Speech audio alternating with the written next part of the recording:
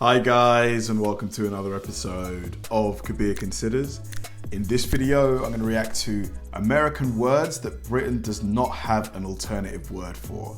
Now, I love these kind of videos because despite the US and the UK being super close, super similar in a lot of ways, there are certain things that you guys do or have that we don't do or have. Like for example, I learned about tailgate parties that often happen at like NFL games or college football games, and I think it's like a party or a social gathering where people like eat and they drink and they just have like they enjoy themselves before a game. Whereas there's nothing really like that here. Like pretty much, a football game, you'll probably go to the pub, you'll probably drink a few pints. You might get like a burger from one of the burger vans that sells burgers on the way to the stadium, but there's no real sort of like huge party that goes on before a game. So there's got to be other examples of similar things that I'm always eager to learn about. So yeah, this should be fun. Let's do it. Oh, you've got to be careful with this because in the US, just about everything you can think of can be defined as ranch. Ranch is an area of land, a style of housing, and a type of salad dressing. Yeah, ranch sauce. Hello, this video is sponsored by Wondrium. I'm Lawrence Brown and I'm on a quest to uncover all of the memos that Britain and America lost in the pond. And one of those memos pertains to things and stuff, specifically things and stuff for which the other country doesn't have a word. And over the past year, as part of that, I've been looking at American things. The kinds of things that were instantly alien to me the day I moved here. So far, I've looked at Muddy Buddies, Candy Corn and Sophomores. That last one. Muddy Buddy. What is that, like a type of candy? Sounds like it should be a candy, but isn't, as well as a host of American things that we don't have in Britain. And today I'm excited to bring you part 6 in the series, which critics are saying is the second best entry so far. And so without any further faffing about, here are 6 American things that Britain doesn't even have a word for. Part 6. I'll tell you something, being on an American road for the first time is quite an experience. Because not only is everybody driving in the wrong direction, not only are American cars the size of trucks and trucks the size of towns, but they're all covered in stickers, it's like being on... Yeah, you do not see many stickers on cars here. Like maybe you'll see one that says baby on board, the yellow diamond-shaped sticker with the black writing, but that's pretty much it. A NASCAR track, except most of the time these stickers are not corporate sponsors, but really funny or sometimes angry political statements or religious affiliations or a signal to other drivers that this car doesn't just have humans in it, there's also a baby on board. And these are known as bumper stickers, which to some Americans is quite a generous term because some people plaster them all over the boot/trunk and even the back window, which might elicit some interesting responses to the sticker that says, "How's my driving?" But in Britain, it's rare that you'll see these things because the only people that play with stickers are children, and they're not really people. The one exception to this is those stickers that you see on some British cars that says GB, which stands for gigabyte, but also Great Britain. And this was used by British drivers who drive on the continent. But you won't even see these anymore because as of September of last year, these letters have changed from GB to UK, not as in the University of Kentucky, but the United Kingdom. I don't know why I explained that. Anyway, these are known as number plate stickers and aren't really quite the same thing as bumper stickers. Well, yeah, like I don't know why we don't really use bumper stickers here. I guess maybe Brits who like would put something on a bumper sticker would maybe, I don't know, get it tattooed instead or something. But yeah, it's really, really rare. I'm gonna actually, when I go out today, I'm gonna see if I can find any car that has a bumper sticker that isn't a baby on board sign, and I'll let you guys know. Maybe I'll take a picture of it. Well, Easter is on the horizon, which means I have to be wary about people putting peeps in my mouth. Sorry, I was force-fed them a few years ago and I haven't let it go. Peeps? What are peeps, my British viewers might be asking? And peeps, outside of social and political injustice, are the single worst thing that America has ever done. They are little candy that usually take the shape of creepy little birds that are essentially marshmallows covered in heaps of sugar, corn syrup and food dyes, and that last one is appropriate because this food needs to die. Now, I'm not in the habit of ripping to pieces American food. Most of it I love, but these things are evil. And the reason that I bring them up in more ways than one is that it's nearly Easter and these things find their way to your kitchen cupboards where... What do they taste like? To me, they just look like kind of pure sugar, maybe with a hint of a strawberry flavouring. Do you want them to or not? Thankfully, we did not have these in Britain. Instead, we got Easter eggs, so when someone asks me what came first, the chicken or the egg, my answer is unequivocal.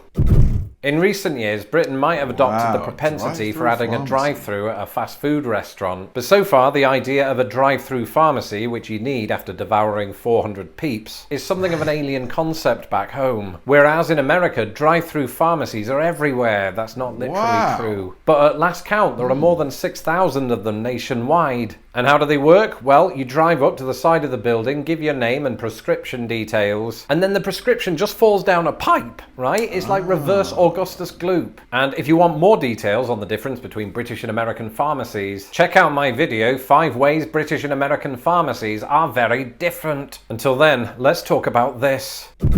Yeah, I don't know if that would ever work here, because typically, if you, like, I went to the pharmacy the day before yesterday, it takes them a good maybe 10-15 minutes to find what your prescription is for and package it and stuff. So if there was a drive-through pharmacy here, you'd be waiting for ages, and it would just cause the lines to be really, really long. Plus, how often do Americans go to the pharmacy? Like, for me, it's super rare, very, very rare. Like, are prescriptions given out more often in the States? Like, how often do you, the viewer, how often have you gone to the pharmacy in the last 6 months?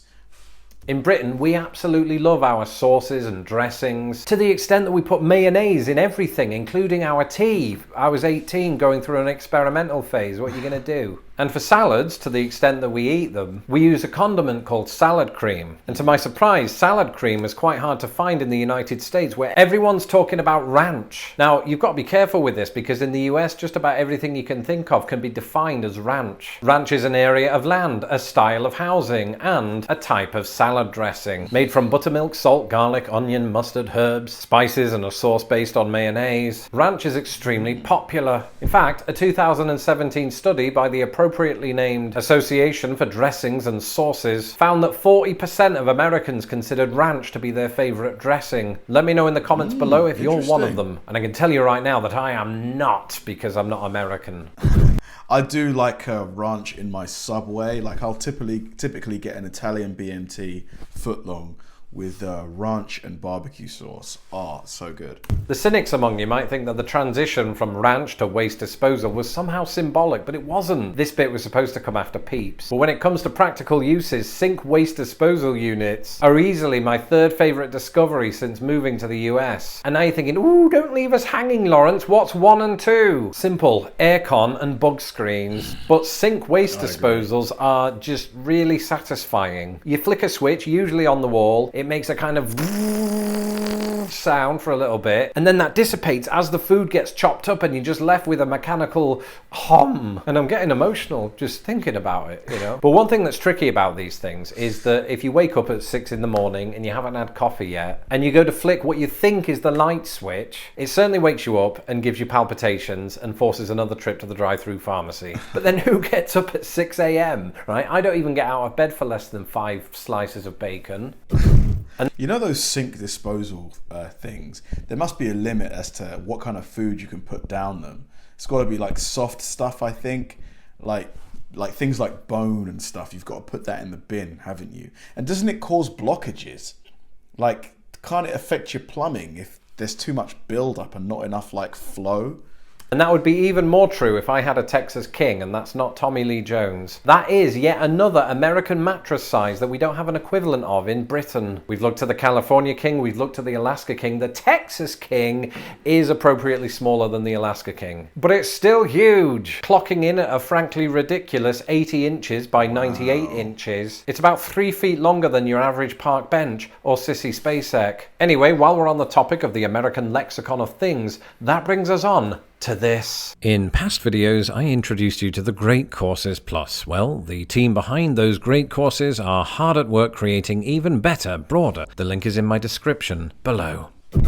Oh, Opossums, to give them their full name, are a species of marsupial that we don't have in Britain. But the opossum, specifically the Virginia opossum, is widely found throughout the United States. But that wasn't always the case. You see, one of my favourite facts about possums is that they were only able to migrate from South America to North America once the two continents came together. And this migration, along with a lot of other species, is known as the Great American Interchange, which is not to be confused with the one in Los Angeles. Anyway, the only time that I ever heard the word possum growing up in Britain was from Dame Edna. Like, she'd refer to us as possums, which was obviously an Australian term of endearment, at least I thought. Because it turns out that Australia has its own species of the marsupial. And they're not known, at least in America, for being pretty, so I think Dame Edna was trolling us.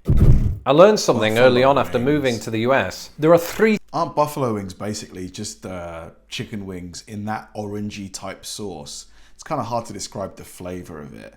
It's got a kind of savoury flavour, and that's kind of vague. Things that you can't go more than a few days without seeing references to: Geico Insurance, Flow from Progressive, and buffalo wings. And the idea of buffalo wings was genuinely confusing at first, because when I think of buffalo, the last thing I think of are flying buffalo, although that would be amazing and the end of American society. But no, it turns out that buffalo wings are in fact deep fried chicken wings. And I was skeptical at first, partly because I hadn't yet overcome the buffalo confusion, but they're actually quite nice, especially down to the fact that they're covered in hot sauce. So why are they called buffalo wings? Well, it's actually quite simple. You know how cheddar cheese comes from the English town of Cheddar? Well, you do now. Well, buffalo wings are said to have originated in Buffalo, New York. I feel like a right idiot. That's it for this episode. Let me know in the comments below whether you... Another fun video from Lawrence. Buffalo wings. I don't know why I didn't think that, yeah, you know, they might be named after a location. So many things are. Worcestershire sauce, you know, being like an obvious one. Parmesan cheese, I think, comes from Parma, I believe, in Italy. Yeah, like what other ones? The drive-through pharmacy. Like, yeah, I just don't think we've got the land for it, because pharmacies here are typically quite small stores, really, really small, like very small. So, you know, usually you've got one pharmacist who works in there with maybe one or two pharmacist assistants who maybe go back into the stockroom and get the actual the pharmaceuticals that the customer has ordered. Yeah, I can't ever see it expanding to the point where you've got a drive-through and all of the staff needed to make it flow. Really, really interesting video though, once again from Lawrence. Thanks for watching, guys, and I'll see you in the next one.